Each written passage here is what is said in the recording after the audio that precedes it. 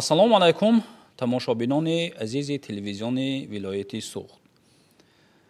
ба таваҷҷӯҳи шумо боз барномаи фирдавсӣ ва шоҳномаи ӯ.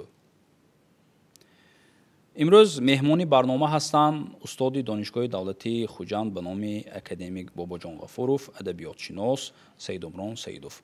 устод, мо шуморо ба барнома хушомадед мегӯем ва имрӯз ман мехостам ҳамроҳи шумо дар бораи яке аз достонҳои маъруфу машҳури асари безаволи Абулқосим Фирдавсии Шоҳнома, достони Фаридун, камтар суҳбат карда бошем.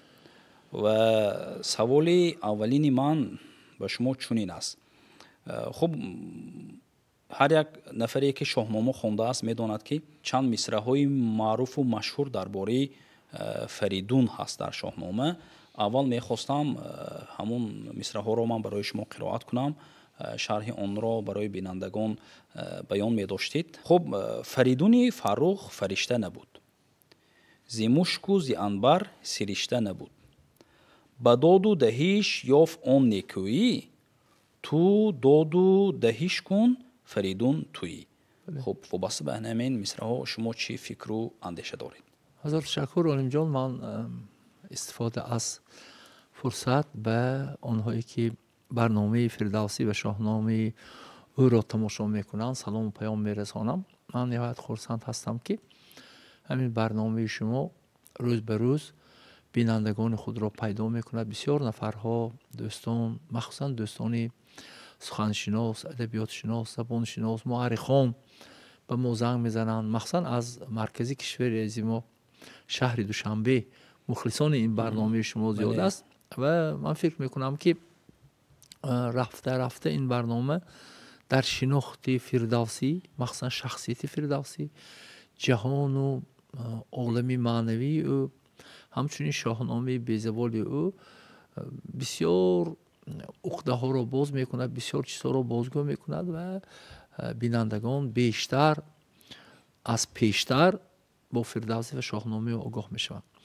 ва аслан он чи ки инҷа шумо як ду байт аз Фирдавсӣ хондед, ман қаблан мехоҳам гӯям ки баъзе аз байтҳои шоҳномаи Фирдавсӣ ҳамчун шоҳбайт маъруфият пайдо карданд, бисёр такрор мешаванд дар мавзеъҳои гуногун, дар мавқеъҳои гуногун. барои чӣ такрор мешаванд? барои он такрор мешаванд ки ин гуна байтҳо имрӯз ҳам баёнгари вазъи зиндагии мову шумо ё дар ҳаллу фасли ин ё он проблемаҳо нақши худашро дорад. масалан инҷа мегӯяд Фаридуни Фаррух фаришта набуд, зи мушку зи анбар сиришта набуд, ба доду диҳиш ёфт он некӯӣ, ту доду диҳиш кун Фаридун туӣ.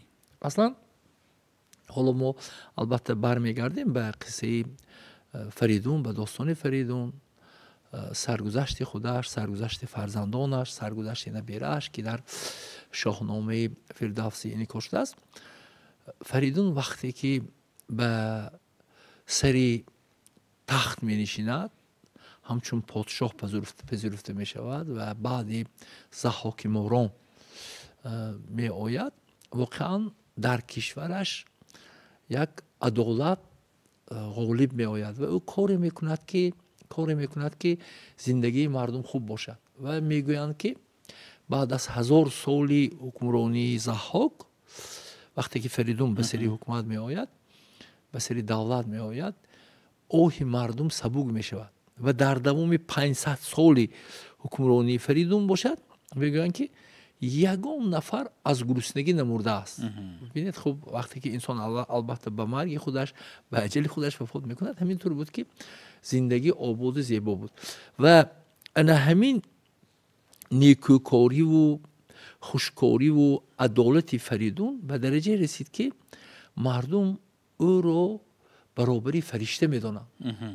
мегӯянд ки ин воқеан ҳам инсон нест, ин фаришта аст.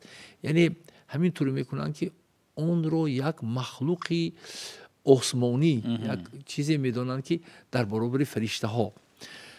вале ҳамин туре мешавад ки ба гӯши Фаридун ин чиз мебиёяд. ба гӯши Фаридун меояд, мегӯяд ки мардум маро бо фаришта баробар карда истоданд ва ба як ривоят ایرج به پسرش ایرج میگوید که تو بیراو از بالای مناره فریاد کن و به مردم همین نکته رو گو. یعنی چی؟ فریدون فرخ فرشته نبود.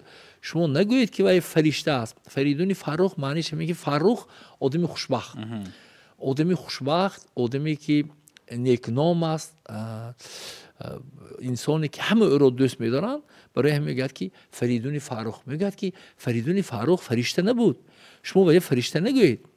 ببینید انا همینجا با الله که نکته نظری فردوسی بیان میشود. فردوسی همیشگی به مسئله ها نهایت ریالی زمینی بها میدهد. به اون مسئله هایی که مثلا دیو و دد و فرشته و دیگر چیزها هرچند در شاهنامه هست، ولی همیشه او طرفدار آن است که انسان ها باید حقیقت را شناسند. یعنی میگه فریدون فرخ فرشته نبود، زی مشک و زی عنبر سرشته نبود. و اون نفری نبود که مانند فرشته ها به مشک و به عنبر سرشته و خوشبو و زیبا و شما این خیلی گمان نکنید. میگه فریدون این خیلی نبود. میگه به داد و دهش یافت آن نیکویی. یعنی چی است؟ اینجا سخن درباره آن میرود که به داد و دهش، دادن یعنی بخشیدن، هدیه کردن، به نفری ارمغان دادن، یعنی وقتی که امکان دارد به نفری که نیازمند هست دادن. میگوید که او به دو چیز نیکویی یافت. کدامش؟ یکم داد، یعنی مال و دولت و چیز و اموال زندگیش داد. دوم او نیکی کرد. یعنی امروز او را همچون فرشته شناختنشان و اون معنا است که او نیکی میکرد و به مردم عدالت میکرد و میداد. انکو میگوید که تو داد و دهش کن، فریدون توی. تو داد و دهش کن، فریدون توی. میگوید که اگر تو هم مانند فریدون شدن خواهی، تو هم مانند و عدالت کن، ده، هدیه کن، صدقه کن، نمیدانم هر کاری که میکنی به مردم نیازمند کن و نیکی کن، تو هم فریدون هستی. تو یعنی از اون فریدون کم نیستی. بله. یعنی ببینید انا همین در همینجا فردوسی یک در ابرز فریدون میخواهد به انسان ها گوید که اگر هر یک نفر کاری خوب کند، کاری نیک کند و انسان ها اقلا سخنی نیک گوید، خودش فریدون است. یعنی بازم همون رمز و روزی که امروز جستجو میکنیم از آثار فردوسی، رمز و روزش همین، حکمتش در همین است. و فکر میکنم که همین خیل بیت ها، همین خیل مصرع ها در شاهنامه فردوسی نهایت زیاد هستند و تحلیل و بررسی آنها یک بار دیگر ثابت میکند که حکمتی گریم فردوسی کهنه‌پذیر نیست. خب تشکر زیاد استاد. در حقیقت از سخنهای شما و اون شرحی که وابسته به همین دو بیت شما درباره فریدون بیان داشتید، باز ما اون رو درک کرده میتوانیم که شاهنامه فردوسی خواننده خود را همیشه به راه نیکی، نیکوکاری، به راه درست که البته انسان اگر همین راه را پی گیرد خوشبخت می شود، به اون دعوت میکند و میسزد که امروز مردم یعنی اهالی شهروندان کشور همین میراث گرانبهای ابوالقاسم فردوسی را یعنی گیرند، مطالعه کنند، خوانند، درک کنند، به مضمون آن روند و البته تا قدر امکان به حیاتشان تطبیق کنند که البته از آن یک سودی بزرگ میبردارند. خب اکنون که درباره فریدون گفتیم، همین مصرع ها را شما شرح دادید، من میخواستم وابسته به داستان فریدون سخن میکردید که این داستان چگونه داستان است و از این داستان خواننده امروز چه ها را باید داند؟ بله، خوب، من میخواستم اینجا یک اشو خواهش کنم، یک چی خواهش کنم. همینجا آغازی داستانه. به خاطر چی؟ به خاطر اون که ما کمی با شیوه صحبتی فردوسی، با شیوه گویشش، با سبک و اسلوبش، من در یکی از برنامه ها اگر در یاد داشته باشید صحبت کرده بودیم و گفتیم که اصلا درک و فهمیش و معرفتی شاهنامه چندان دشوار نیست، برای آنکه گویشی فردوسی به گویش امروزی ما نزدیک است. عالم جان، ما در یکی از برنامه ها گفته بودیم که داستان های شاهنامه درک و فهمش آنها چندان دشوار نیست، معرفت کردن آنها دشوار نیست. خب بسیار برنامه ها شدن، ولی من بسیار میخواستم که ما به واسطه به خود متن شاهنامه روبرو شویم و بعضی از متن ها رو برای بینندگان توضیح دیم. بسیار میخواستم من که خوانندگان ما، شنوندگان ما، بینندگان ما با همین گویشی مستقیمی متن فردوسی، شاهنامه فردوسی آشنا شوند. خب قبول است. خب آغاز می شود. خب فریدون چو شد بر جهان کامگار، ندانست جز خویشتن شهریار. یعنی اینجا من خیلی که در بالا گفتم فریدون چو شد در جهان کامگار، یعنی سخن درباره آن می رود که کامگار شدن یعنی غالب آمدن. وقتی که فریدون بر ضحاک ماران غالب آمد، وی درک کرد که باید که او شهریار باشد، او پادشاه باشد. برای چی؟ در گذشته همین طور بود که باید که در سر تخت پادشاه نفری باید باشد که او از اولاد پادشاه باشد. و من خیلی که در بالا گفتم فریدون از اولاد جمشید، شاه جمشید که جمشید هم مثلا در تاریخ یک پادشاهی بی‌نظیر بود و بر سر تخت نشست.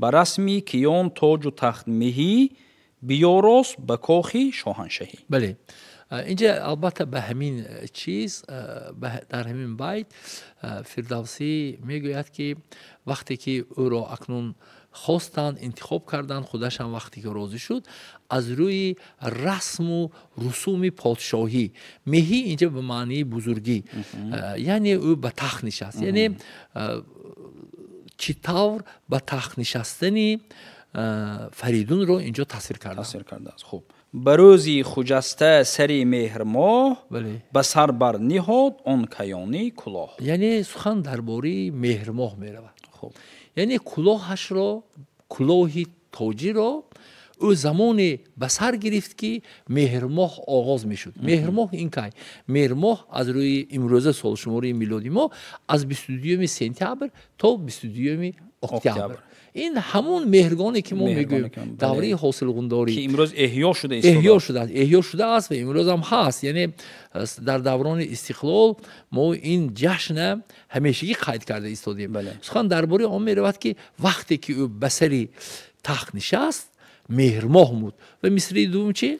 خب بر سر بر نهاد آن کیانی کلاه. بله، انا همون کلاه، کیانی کلاه، اون روزی آغاز مهر ماه گذاشت و از آن روزی که فریدون در تخت نشست انا همون جشن مهرگان هم به قید گرفته شد. به یک روایت اساسگذاری این جشن یعنی فریدون فرخ بود است. زمانه به اندوه گشت از بدی، گرفتن هر کس رهی ایزدی. بله، انا زمانه به اندوه گشت از بدی، گرفتن هر کس رهی ایزدی.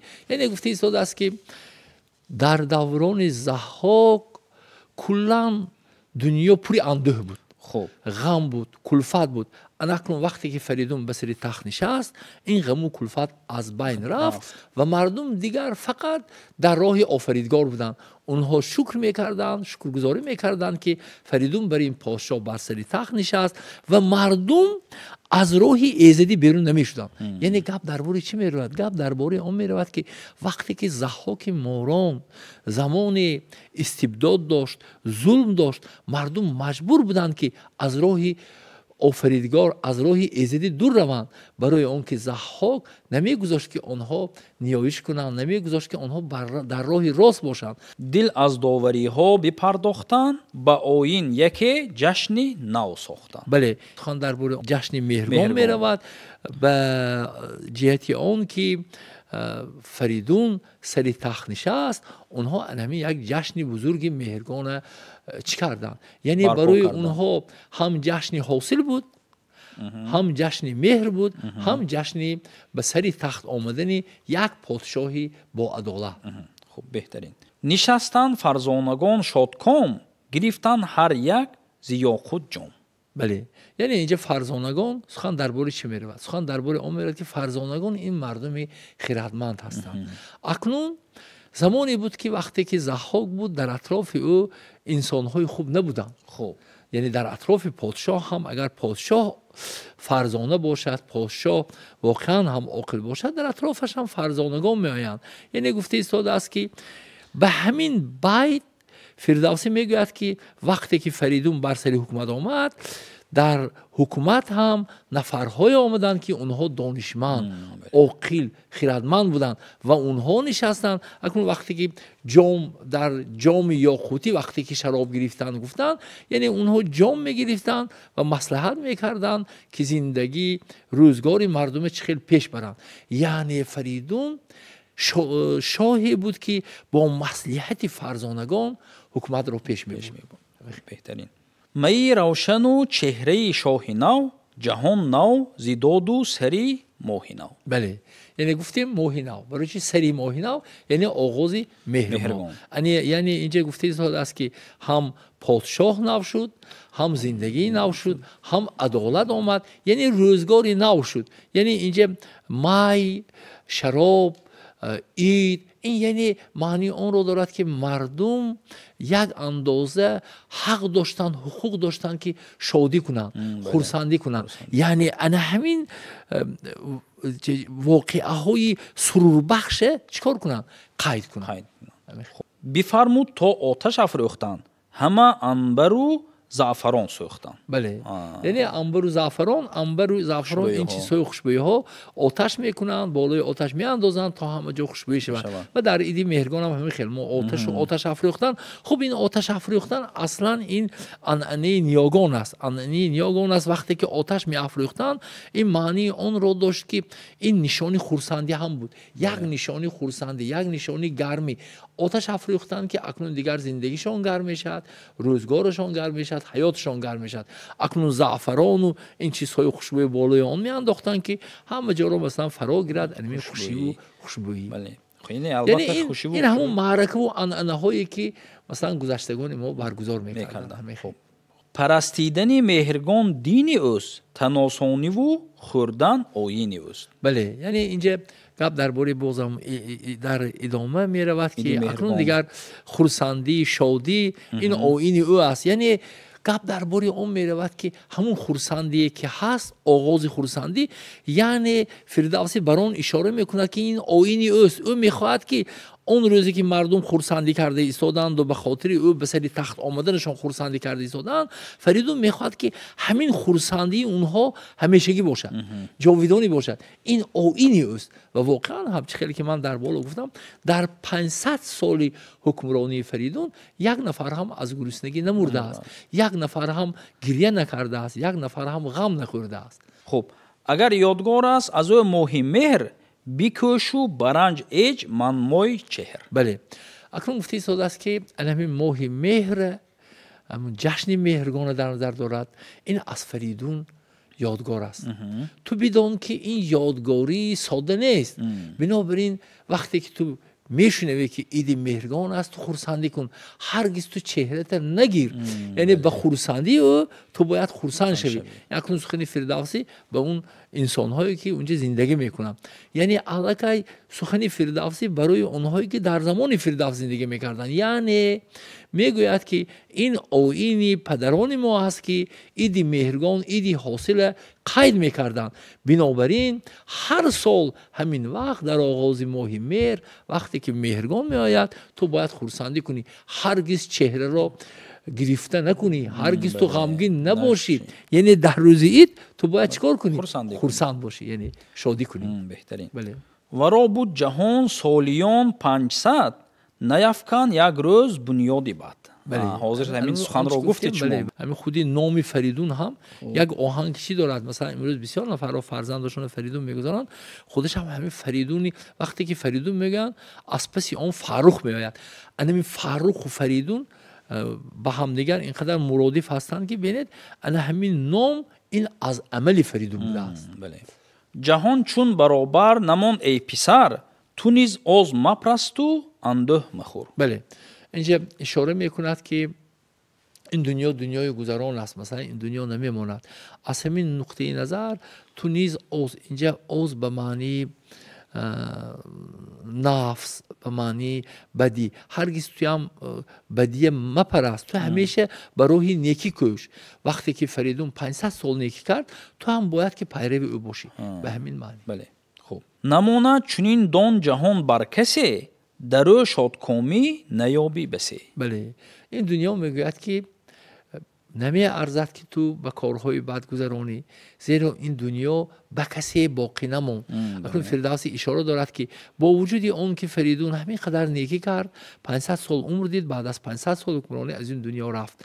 برای همین میگوید که این دنیا دنیای چی نیست و این دنیا هرگز جاودانی نیست. اکنون همین شادکامی نیافتن درو سخن درباره آن میرود که این معنی آن را ندارد که تو شاد نباشی، خرسند نباشی. در این مهلت عمری که برای من و شما داده است، ما شادی میکنیم، خرسندی میکنیم، غم میخوریم. سخن درباره این نمیرود. سخن درباره شادکامی یعنی کلا تا آخر شادکام بودن، خواه نخواه یک روز عمر آدم تمام میشود. اینجا شادکامی همین مفهوم یعنی اشاره شادکامی بسه، شاید شادکامی کفایتی جاویدانی نمیابی، یعنی جاویدان نیست. هرچند شادکام هستی ولی تو جاویدان در این نمیتونی زندگی کنی. برای همین همیشه اندیشه کن، فکر کن که در این یک عمری کوتاه تو باید نیکی کنی. بله. فرانک ناآگاه بود زین نهان که فرزندی او شاه شد بر جهان. بله. فرانک این مادر فریدون.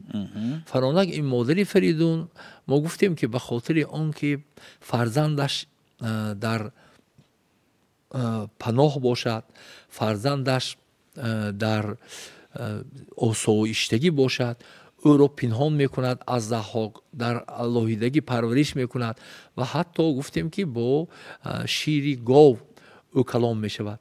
و انا همین پیام اون که پسرش به سر تخت نشست به گوش فرانک هم می آید و فرانک خرسند می شود و از نقطه نظر، از روی عنعنه شاه و شاهیگری، از روی عنعنه سپاسگزاری و پاسداری انمین تخت و تاج، او برای پسرش پیغام میفرستد، برایش ارمغان میفرستد، یعنی بیان میکند که من از آن خرسند هستم که تو به سر تخت نشستی. یعنی فرانک این مادری فریدون. خوب. زی ضحاک شد تخت شاهی تهی، سرآمد برا روزگاری مهی. بله. در ادامه میگوید که این سخن از نام فرانک رفته شده است. فرانک خرسند شد که پسرش به سر تخت نشست و گفت که او از آن خرسند شد که تخت و تاج از ضحاک آزاد شد. تهی شدن، خالی شدن، یعنی ضحاک سرنگون شد و اکنون زمانی آمد، زمانی خوبی آمد، زمانی آمد که فریدون بر این نفر به سر تخت نشست و واقعا اینجا اشاره به آن می رود که به سر تخت واقعا شاهزاده آمد. نفری آمد که ارزنده همین تخت و تاج است. بله. خوب. پس آگهی آمد ز فرخ پسر، به مادر که فرزند شد تاجور. بله. خوب. یعنی اینم ادامه همون است که آگاه شد که پسرش تاجور شد، یعنی به سر او تاج گذاشت.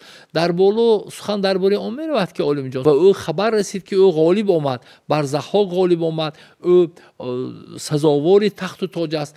در ادامه سخن درباره آن میرود که یعنی انا همون واقعه رخ داد، یعنی او رو در اول ماه مهر به سر تخت نشاندن و به سرش چی گذاشتن؟ تاج شاهی را گذاشتن. بله. نیایش کنان شد سر و تن بشوست، به پیش جهان داور آمد نخست. بله.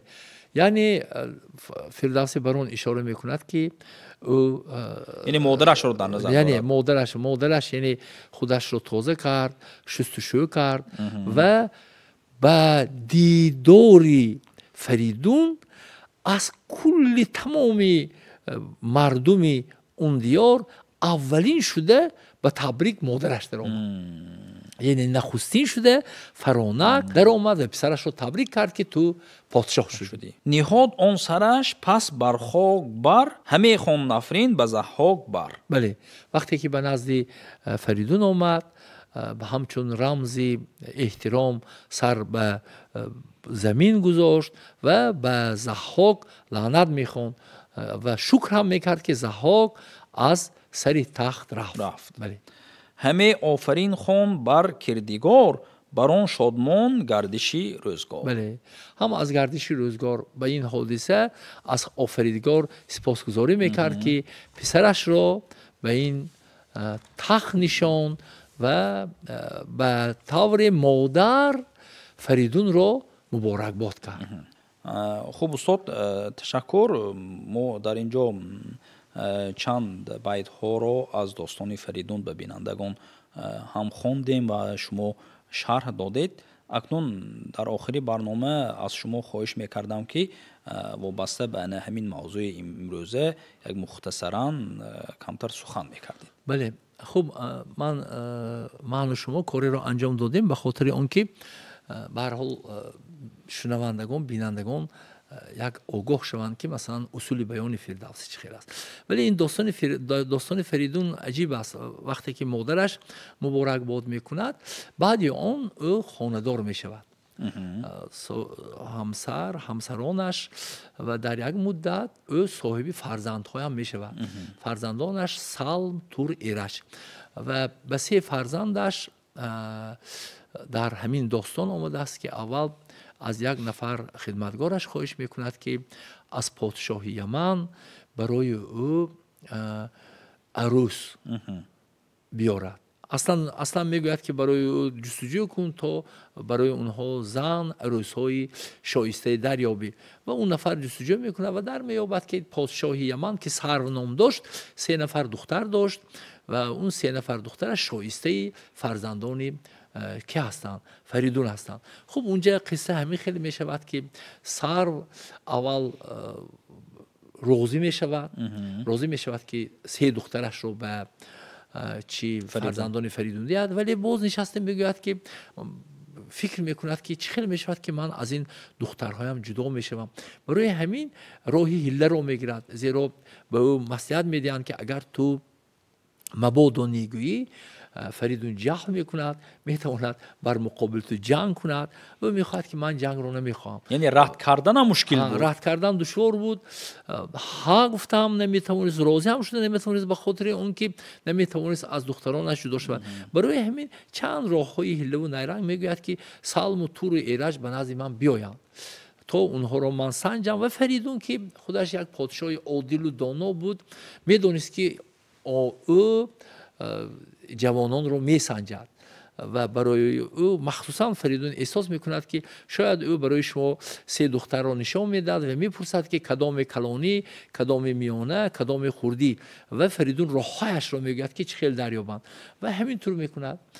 وقتی که 3 دختر میبرد، اونها میپرسند، سر میپرسد از 3 جوان که کدام از اینها خردی، کدام کلانی، کدام میانه، اونها جواب میدن و دیگر علاج نمییابد و میگوید خب پس اینها رو برید به فلان جای استراحتگاه، اونها استراحت کنند و راه جادو رو پیش میگیرد و همینطور میکند که همون شب در همون موضعی که اونها استراحت میکنند یک سردی سخت میشود که در اون سردی انسانی عادی البته باید وفات میکرد، ولی فرزندان فریدون نصیحتی پدر رو گرفته بودند و اونها بر ضد جادو هم میتونستند چیکار کنند و سحر میروند که اونها نشستند آرام، صحت و سلامت و دیگر راه رو نمییابند و سبز پادشاه یمن فرزندانش رو به فرزندان فریدون میدهد و همینطور میشود که بعد اون که اونها خاندار میشوند، فریدون برای 3 پسرش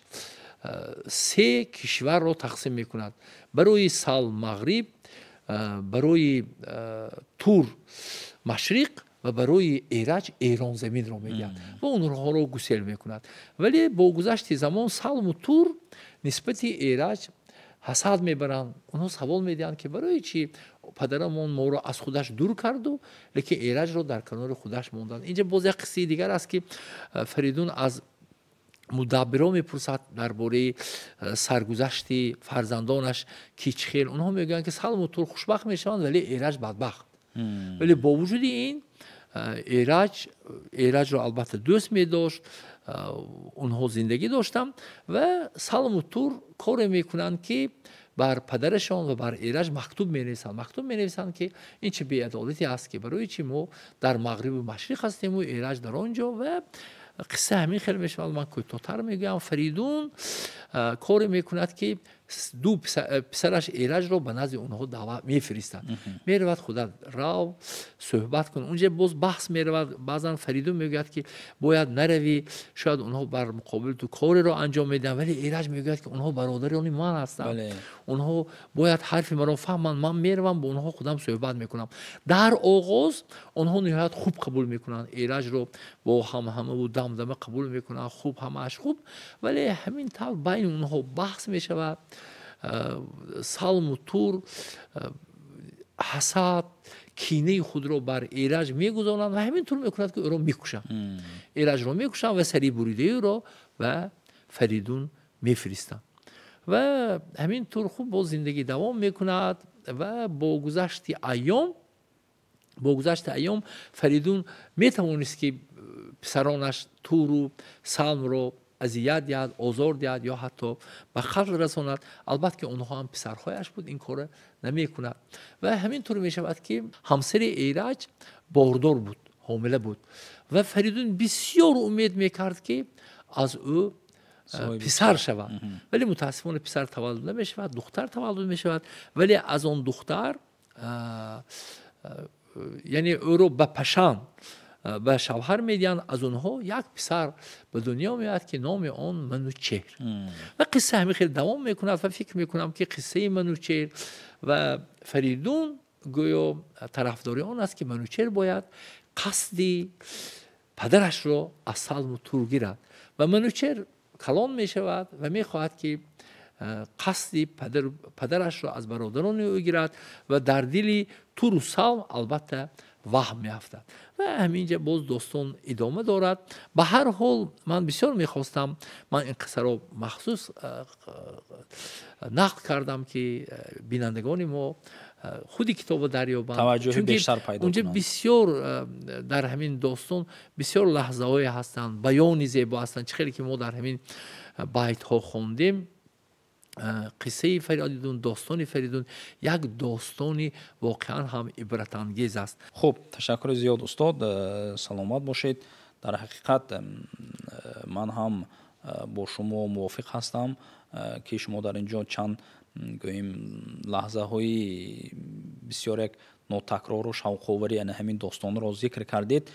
ما نیز امید میکنیم که توجه بینندگان به همین داستان، به کتاب شاهنامه، از شنیدنی چنین سخن‌ها بیشتر می شود و آنها در حقیقت کتاب شاهنامه را گرفته ورق میگردانند و از آن بهره میبردارند. و برای اشتراکتان ما به شما بار دیگر عرض سپاس خویش را بیان میکنیم و بینندگان عزیز، مهمان برنامه ما بودند ادبیات شناس استاد دانشگاه دولتی خوجند به نام اکادمیک بابا جان غفوروف سید عمران سیدوف. و ما با مهمان برنامه وابسته به داستان فریدون در شاهنامه صحبت کردیم.